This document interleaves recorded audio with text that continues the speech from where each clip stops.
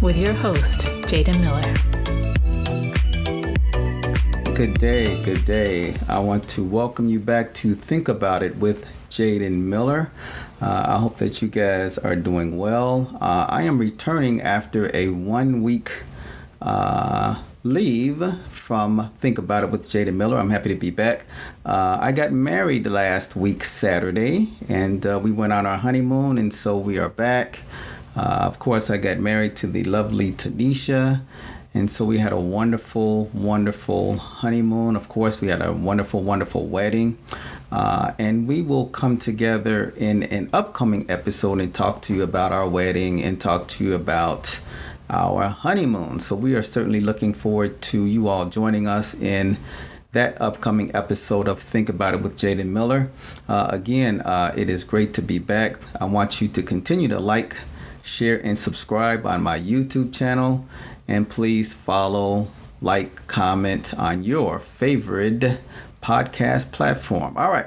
So I'm back today. It's Sunday. It's actually Halloween. And I figured this would be a good day to talk about a topic that many people have to deal with. Many people suffer from. So today I'm going to talk to you all about OCD, which is obsessive-compulsive disorder. And I'm going to talk to you a little bit about anxiety and depression and how these things work together, unfortunately. And we're going to talk about some ways that you can manage these things. All right. It's a topic that's near and dear to me. And so I think it's something that I would like to delve into. And again, feel free to comment on my YouTube channel, or you can comment on your favorite podcast platform as well. Well, let's talk about this a little bit. Obsessive-compulsive disorder. What is obsessive-compulsive disorder? And then how does this relate back to anxiety and stress? Well, obsessive-compulsive disorder, better known as OCD, features a pattern of unwanted thoughts and fears, obsessions, that lead you to do repetitive behaviors, which are compulsions. All right. These obsessions and compulsions interfere with daily activities and cause significant distress. You may try to ignore or stop your obsessions, but that only increases your distress and anxieties.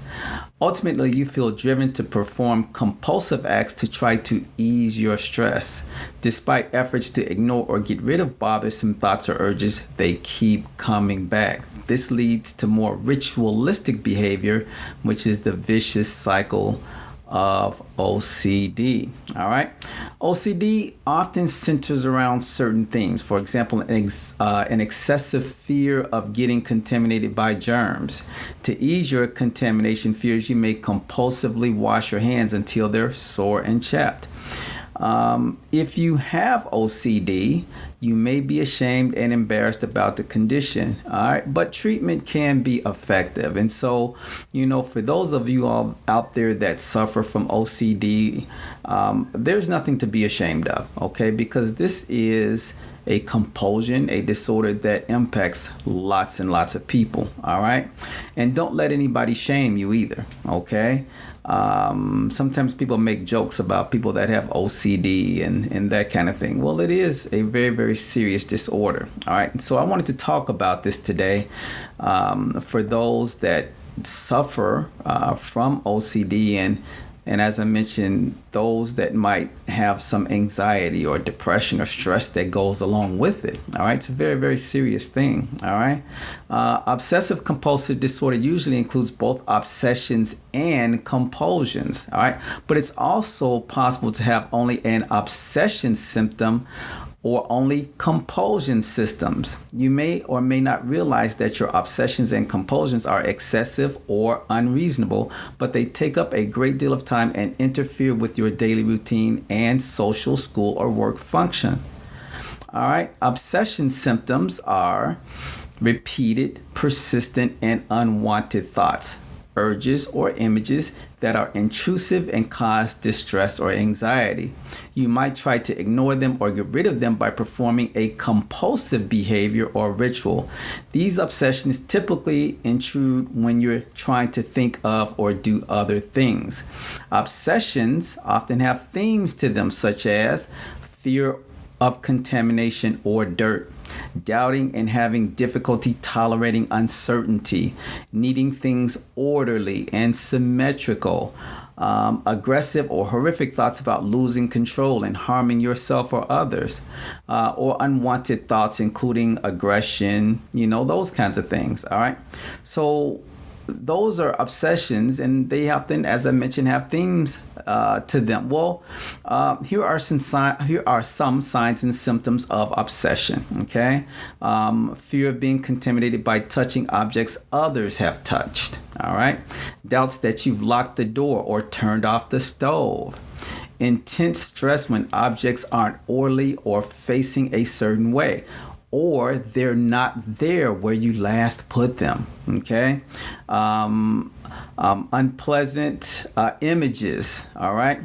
Avoidance of situations that can trigger obsessions, such as shaking hands. All right. So those are obsessions. Let's take a look at compulsions. All right. OCD compulsions are repetitive behaviors that you feel driven to perform. These repetitive behaviors or mental acts are meant to reduce anxiety related to your obsessions or prevent something bad from happening. All right. However, engaging in the compulsions brings no pleasure and may offer only a temporary relief from anxiety. All right. So again, I want to welcome you guys to Think About It with Jaden Miller. All right. Again, I am coming back off of my wedding and my honeymoon, and glad to be back today. All right. Continue to like, share, and subscribe on my YouTube channel, and please follow and mention to others and comment on your favorite podcast platform. All right, today I'm talking about OCD, obsessive compulsive disorders, and how they relate to anxiety and stress. All right, so that's our topic today. All right, so I'm talking about compulsion symptoms. All right, so with compulsion symptoms, you may make up rules or rituals to follow that help control your anxiety when you're having obsessive thoughts.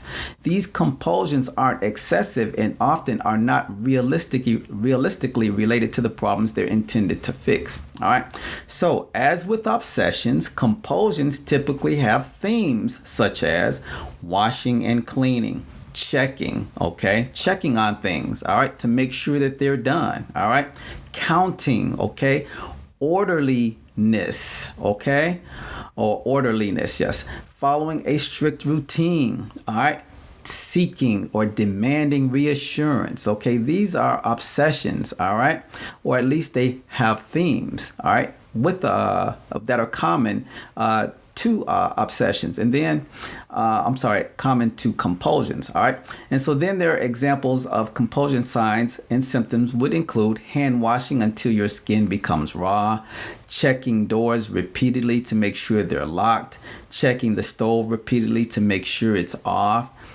maybe counting in certain patterns, maybe silently repeating a prayer, a word, or a phrase, arranging things, for example, like canned goods to face the same way, just making sure things are the way that you feel that they ought to be so that you can deal with the stress and the anxiety that you're dealing with. All right. So when we talk about OCD, the severity varies, all right? It can begin in the teen or young adult years, but it can also start in childhood. Symptoms usually begin gradually and tend to vary in severity throughout life. The types of obsessions and compulsions you experience can also change over time. Symptoms generally worsen when you experience greater stress. All right. So OCD usually is considered a lifelong disorder, and it can have mild to moderate symptoms or be so severe and time consuming that it becomes very, very disabling. All right. So the cause of obsessive compulsive disorder isn't fully understood. But here are the main theories. Some say that it's biology, all right, that OCD may be a result of changes in your body's own natural chemistry or brain functions. Genetics, OCD may have a genetic component, but specific genes have yet to be identified. And learning. Obsessive fears and compulsive behaviors can be learned from watching family members or gradually learned over time. All right. So what are the risk factors? All right. I want you to think about it with me. What are the risk factors of OCD? All right. Factors that may increase the risk of developing or triggering obsessive compulsive disorder would include family history. So, for example, if you have family or parents with the disorder, this can increase your risk of developing OCD. Maybe there's some stressful life event. Okay. If you've experienced trauma of some sort or some type of a stressful incident in your life, your risk for OCD may increase. This reaction may, for some reason, trigger the intrusive thoughts, the rituals, and the emotional distress characteristic of OCD. And then there may be other mental health disorders. OCD may be related to other things such as, and we're going to talk about this, anxiety disorders, depression, and those kinds of things. All right. So what are some of the complications? What are the problems resulting from obsessive compulsive disorders? Well, excessive time spent engaging in ritualistic behaviors. There may be health issues. There may be health issues. All right. You may have difficulty attending work or school or social activities. All right. You may have troubled relationships and overall poor quality of life. And sometimes, unfortunately, you may have suicidal thoughts and behavior. All right. So we're talking about OCD today, and we're talking about how anxiety and stress and depression can contribute to it. And I know, as I've mentioned at the very beginning of this episode, that there are lots of people that suffer from OCD, and there are lots of people that suffer from anxiety and depression. And so, as I mentioned, sometimes this anxiety is triggered by some kind of obsessive compulsive thing that happens in your life, some type of a stressful event. All right. And so OCD is a real thing, and sometimes, as I mentioned, people don't take it so seriously. All right. They think that, you just have to have things in a certain way. Well, it's just not that serious. It's not that simple. Sorry. It is very serious. It's just not that simple. Okay. Overanalyze. It's what some people think about people that have OCD. Well, it's not that. It's a fear associated with something happening. Okay. And so, again, quite often people don't understand these things because they don't deal with them, or they expect that you should just get over them really quickly. And it's not that easy. All right.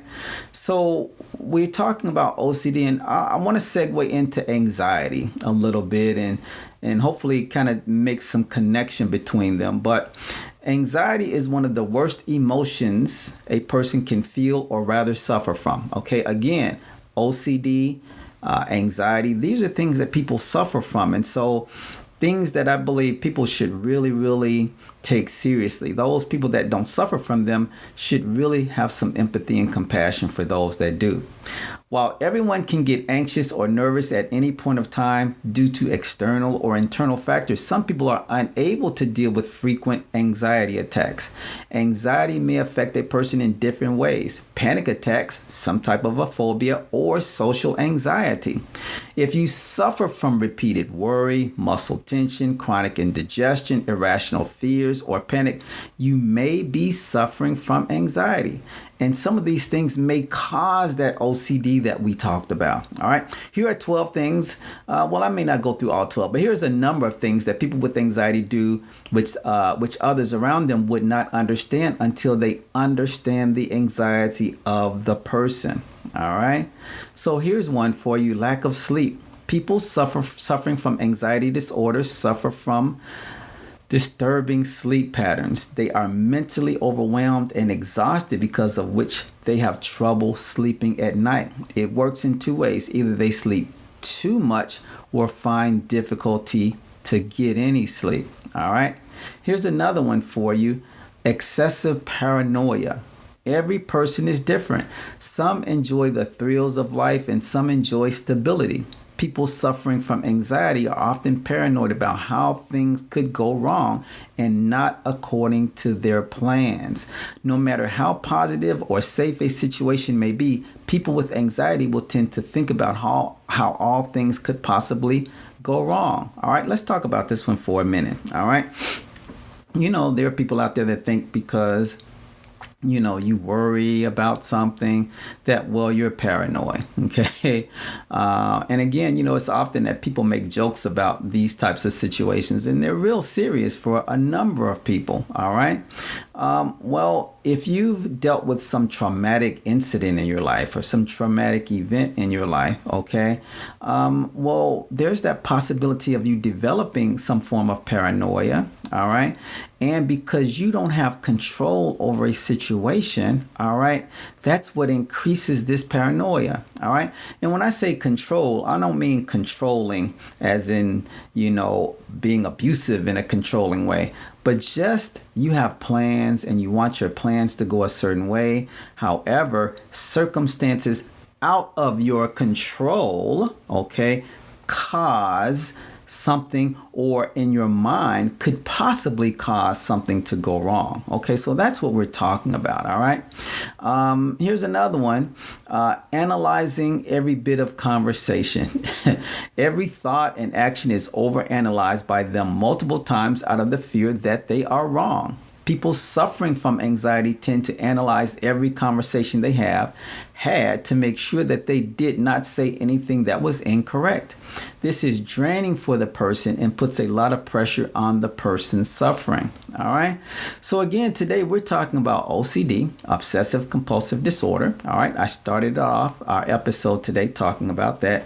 And so I segued into anxiety because these things work together, unfortunately. And the goal is to find ways to manage these things. All right. So what we're doing is we're talking about them and, talking about how anxiety can happen. All right.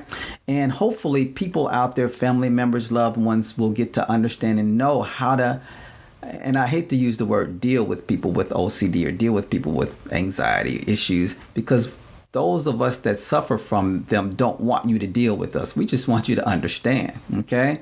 All right. So let's talk about another one.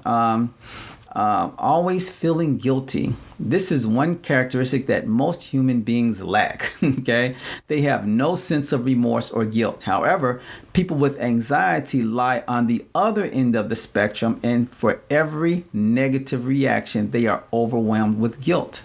Anytime something goes wrong or things don't work out as they were supposed to, people with this disorder are left feeling like it was all their fault and they could have done something to prevent the situation. All right. So here's an example. Let's say that you and your significant other get involved in some type of a dispute or conflict. Okay. And your reaction, is a negative one, in which your significant other thinks that, well, you're mad at them, or, that you're being disrespectful to them, or that you're being aggressive towards them, which is really not the case. Okay. What's happening is that something did not go right. Okay. And you're not upset with them. What it is you're upset that you couldn't control the situation to make it better or make it go in a different way. It goes wrong. You accept all the guilt for that. Okay, so that's what that is. Okay, it's not that, well, I'm mad at you and it's all your fault and all of that. No, you have this overwhelming sense of guilt upon you. Okay, and you want to try to explain it to the other person, but when the other person doesn't understand what your anxieties are or what anxiety is or anxiety disorders are, that makes it very, very difficult. And so then the conflict gets even more worse. And the relationship, at least at that point, begins to suffer to some degree because people aren't communicating. People aren't being understood. All right.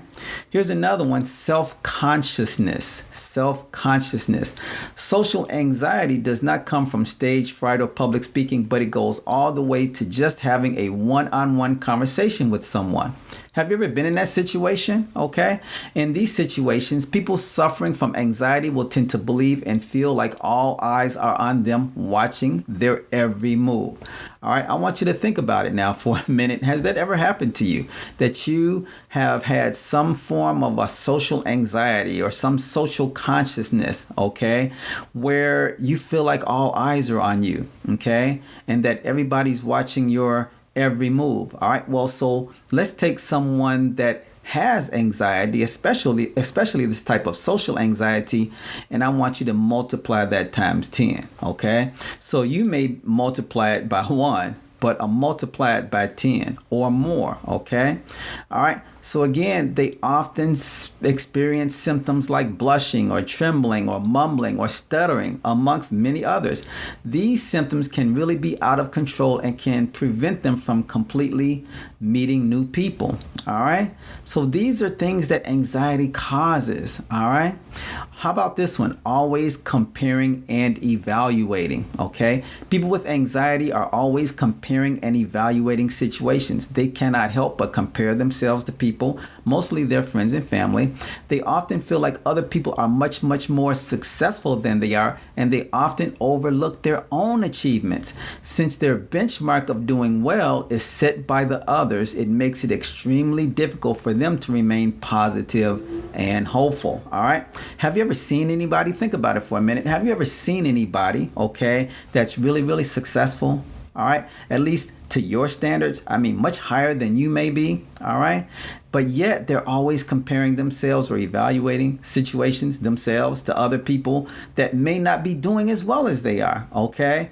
They're doing so much better. All right. But there's always this comparison. These are people with this anxiety that deals with evaluating situations so often. All right.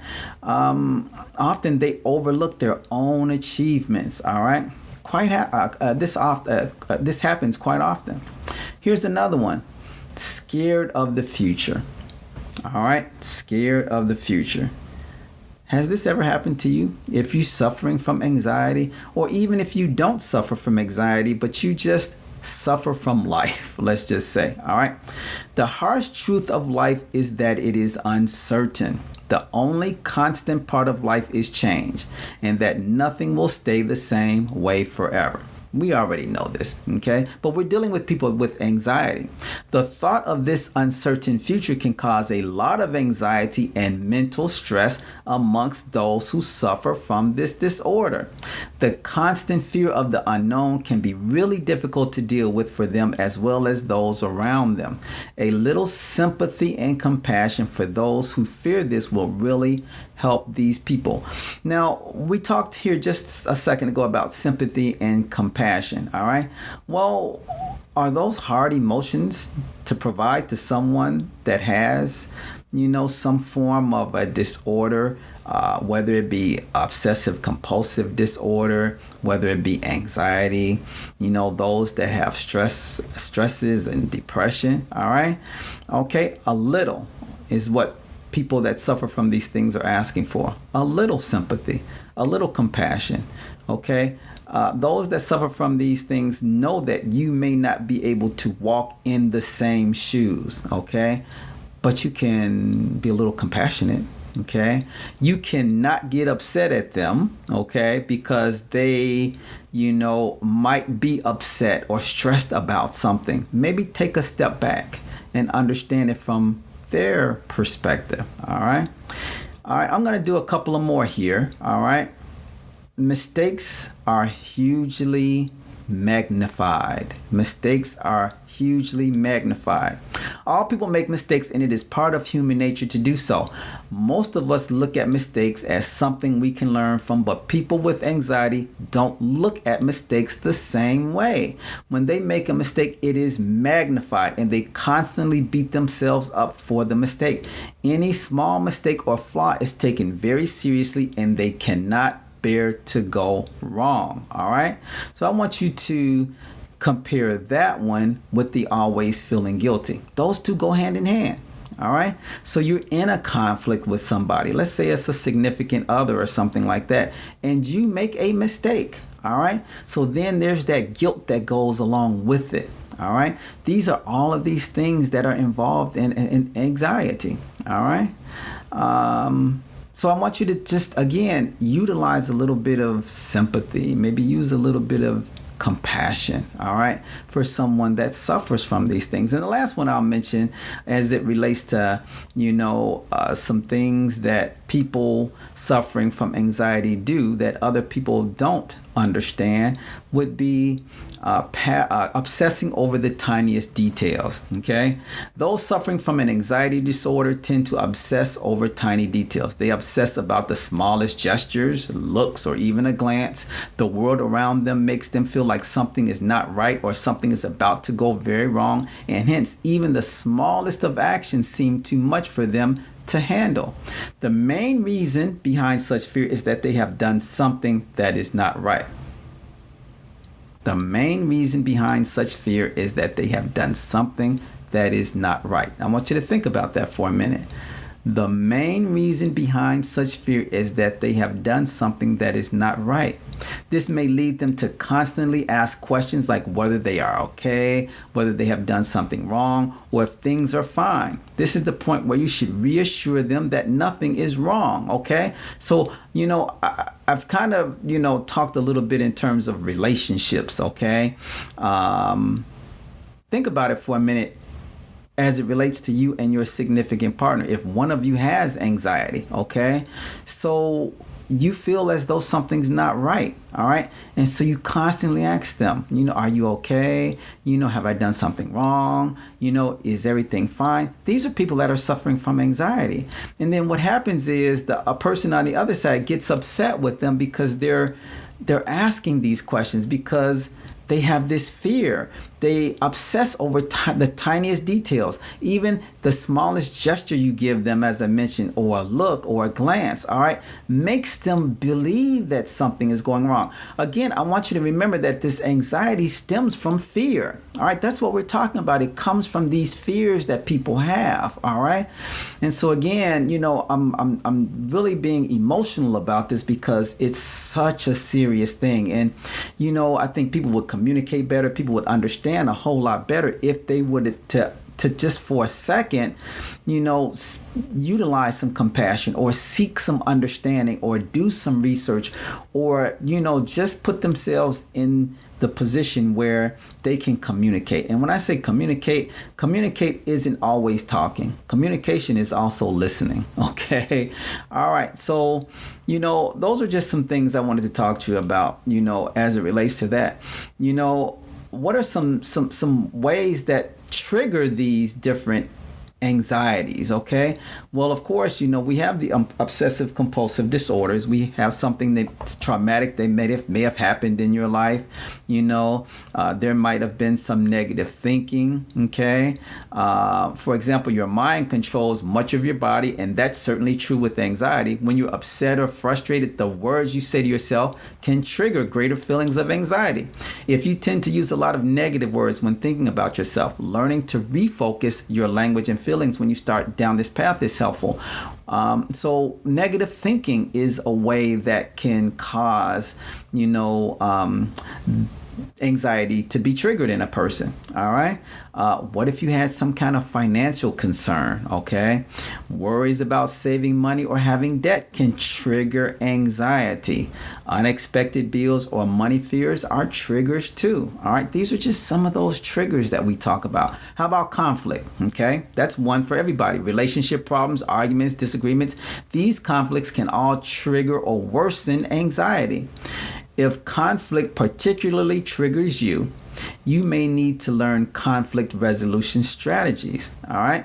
So again, conflict is one of those anxiety triggers. What about the daily stressors of life? Okay. So we're talking about stress. All right. A traffic jam, okay, can cause anxiety. All right. When people have stress, it can also lead to behaviors like drinking too much alcohol or not getting enough sleep, like we mentioned a few minutes ago. All right. So these are just some of those things. All right. How about a personal trigger? All right. Let's say that there's some, bad memory of a traumatic event that happened in your life. All right. There are many individuals, and we won't talk about this one today because this is a totally different topic, but there are a lot of people that suffer from post-traumatic stress disorders, and they frequently experience anxiety triggers from environmental things. All right. So again, these are just, we're talking about anxiety today. All right. And it's such a serious subject. Okay, that I'm glad that you all are listening and paying close attention. And if you know someone or you suspect someone that has anxiety, try to open up the door to communication with them.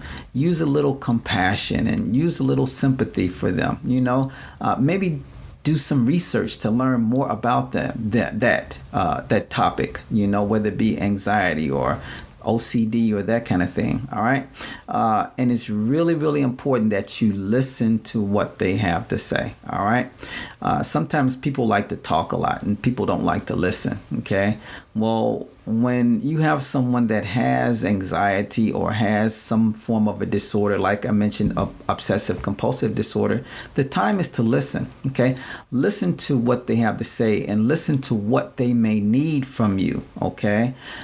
If you're going to be someone's loved one and you're going to be in a relationship with them, okay, or if it's a family member's mom or in children or father and children or what have you, okay, all right, it's really, really important to listen to what they have to say. All right. Seek ways to help them. Okay. Seek ways to reassure them. All right. That's so important. All right. As we talk about this, I just want to talk a little bit more about how to explain anxiety to someone who may not get it. Okay. Because some people don't get it. All right. But because they don't get it is not necessarily their fault. They just may not understand it. It's those people that choose to not understand. Those people that choose to deny what's going on with you. Those are the ones that have the problem. Okay. But we're talking about people that just may not get it. So let's talk about that really quick. And I want you to think about it.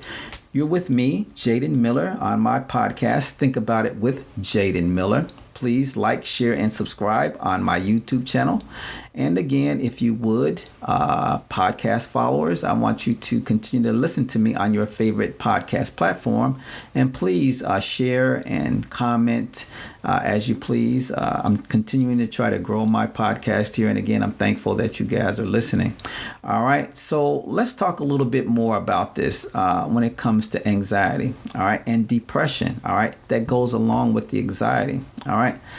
Anxiety can feel like every cell in your body is vibrating, vibrating with the need to run from the room, run from the threat, run from your thoughts, run from the overwhelming energy building inside, except you can't run, you can't escape it. So there's this physicality, there's physical things that go on in your body as a result of anxiety. All right. So this emotional push and pull takes a physical toll. When you have anxiety coupled with depression, you can continuously feel tired but can't sleep due to racing thoughts or agitation in your body. The depression can make you feel so lethargic that it's hard to move. However, your heart may race and stomach may ache from anxiety. It's hard to make sense of it yourself when you feel in a constant tug of war with yourself. All right. A single straw can and will break the camel's back. When struggling with anxiety, depression, what have you, you are often battling both at the same time, rarely finding a balance between them. When you find relief from one, it only means you feel more burdened by the other. Or it can feel like there are two monsters screaming louder and louder to be heard, feeding off each other. All right? Depression makes it hard to get out of bed, and anxiety only reminds you of the ever-increasing to-do list. Depression makes you feel worthless, and anxiety makes you feel like you aren't doing enough. All right? Those are those two monsters that we're talking about. All right? When you're already feeling a little anxious or depressed, it's easy for it to amplify and spiral out of control. Minor things that don't typically trigger a panic attack or a depressive episode may do so because your system is already primed. All right. So let's say, for example, you have some kind of obsessive-compulsive disorder. Okay. And let's say you find something out of place. All right. Well, now your anxiety is triggered, okay, which may lead to that depression. All right. Let's say that you're looking for something and you can't find it. Okay. You always put it in this location. All right. And you simply want to know where it is. All right. No one seems to be able to help you at the time. Okay. No one seems to know what you're talking about, but you're not crazy. All right. You know that you always put it here. All right. Well, now something that can be small any other day, okay? Today it's amplified and it's spiraling out of control, okay? It's these minor things, okay? Maybe it was misplaced, or maybe somebody took it and misplaced it, or maybe someone took it by mistake, okay? Well, again, it's now blown out. It's spiraled out, okay? And it's causing now this panic attack. It's causing this depressive episode, all right? And because you're already compulsive, okay, and you know that you put things in a certain place because you always want to be able to find them, because that's a stressor, okay? It's unfortunate when people don't understand, okay? You're not angry, okay? You're anxious. There's a difference between being angry and being anxious, all right? Now you're moving into a depressive state, okay? All right? These are all working together against you, all right? All of these different emotions, all right? Let me say this. Even though anxiety and depression are used to describe emotions that everyone has, it is not an emotion but a disorder for some. Anxiety and depressions are emotions that everyone feels at time in response to stressors. At this occasional frequency, they are a normal, healthy part of life where you can expect the emotions to subside once the stressor has passed. However, for those with anxiety and depression, these emotions don't subside. They don't just disappear once the stressor has passed. Instead, they are persistent and built upon each other as more stressors are encountered throughout the day. All right? So, as I've said, it's easy to dismiss anxiety and depression, but you shouldn't. Okay? If you or a loved one has been struggling with depression and anxiety or obsessive compulsive behaviors for a while, it can be easy to begin to dismiss it, even unintentionally. For a loved one, it is difficult to time and time again be supportive. Reactions start emerging. You may feel like the depressed or anxious person is overreacting, or being lazy, or being too sensitive, or they should just let it go, or they're looking for attention, or being a failure, or they're upset, or they're mad, or all of those things. However, these dismissive thoughts or negative stereotypes often keep those suffering with them from talking about their experiences. It is hard for many to share how they feel, let alone share when it runs the risk of them being seen differently or being abandoned. All right. Dismissing what someone is struggling with only adds to that person's feelings of isolation, which can feed depression and anxiety. All right. If your loved one is struggling with depression or anxiety, supporting them doesn't mean you're making it too easy, coddling, or enabling them. It does not. Yes, your fears may feel valid. If you don't support someone who is experiencing depression and anxiety to move past these emotions and the issues that cause them, are they ever going to get better? But the key here is support. Okay. Pushing or challenging them can exacerbate an already stressful situation and make them feel worse. All right. So there are some ways, all right, that you can support someone who has anxiety, depression, OCD. All right. See, it can be a very, very lonely experience. So doing things together can help. It may seem small, but simple things like going to get coffee or watching television together can leave an impact. Stay connected with them by checking in and just letting them know you care. All right. When talking about OCD or talking about depression or anxiety, try to listen more than talk to understand how the person is truly feeling. Ask open-ended questions like, how are you feeling today? And offering reassurances and hope like, thank you for sharing, or I am here for you. These ways can keep the lines of communication open. All right. Focus on the present and take small steps. Sometimes trying to get someone with anxiety or depression to understand the bigger picture can be overwhelming. Focus on the present and what is in their control right here and right now. All right. And again, it's all about being compassionate. All right. Being compassionate. Let's say you are dealing with anxiety or you are feeling anxious or stressed. Let me just tell you a few things that you can do to cope. Okay. All right. You can take a time out. For example, you can listen to music. You can meditate. You can practice yoga. Sometimes stepping back from the problem clears your head. You can go for a walk. Okay. You should really, really try to get enough sleep. All right. When stressed, your body needs additional sleep and rest. Let me tell you, the toll that anxiety takes on the body is enormous. All right. Trust me. All right. You should take some deep breaths. Inhale and exhale slowly. These are some coping strategies. All right. Maybe even count to 10 slowly. Repeat and count to 20 if necessary. All right. You should always aim to do your best. All right. Instead of aiming for perfection, which isn't possible. You should learn to be proud of however close you do get. All right. Accept that you cannot control everything. You need to learn to put your stress in perspective. Is it really as bad as you think? Humor always helps. A good laugh goes a long way. Okay. All right. Try to maintain a positive attitude. You should really try to make an effort to replace negative thoughts with positive ones. All right. How about this one? Learn what triggers your anxiety. Is it work, family, school, or something else you can identify? Okay. You may write it in a journal when you're feeling stressed or anxious and look for a pattern. Okay. And then, of course, talk to someone. Tell friends and family you're feeling overwhelmed and let them know how they can help you. All right. And so, again, friends and family, it's important that when someone does open up to you, that you have a listening ear. Okay. All right. Again, it's not about you. All right. So when someone is anxious or depressed, or you see that they have these obsessive compulsive disorders, it's not about you. Okay. At that time, it certainly is not about you. It's about them. Okay. It's about helping them through that. All right.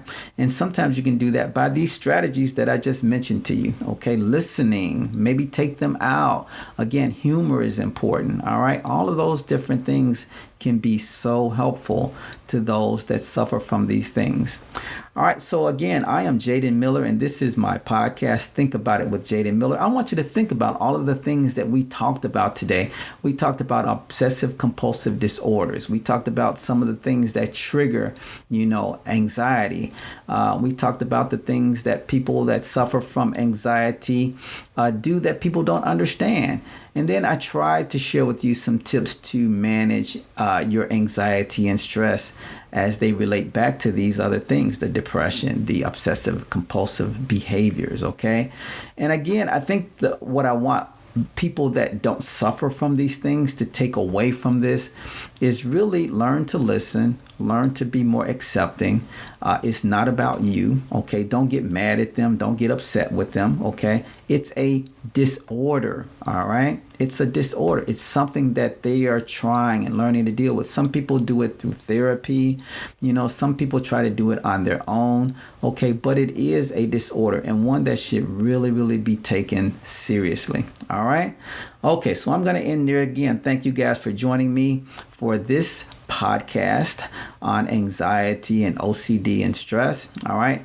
Again, lastly, I want you to like, share, and subscribe on my YouTube channel. And then on your favorite podcast platform, I want you to follow. Please mention it to your friends and families. I want more people to come and listen. I'm hopeful that, I'm able to share some subjects and, provide some perspective. But really, I want you to think about it. All right. So again, thank you guys, and I will see you on the next episode. Have a great day. Thank you for listening to Think About It with Jaden Miller. Don't forget to like and subscribe to his YouTube channel, and like and follow on your favorite podcast platform.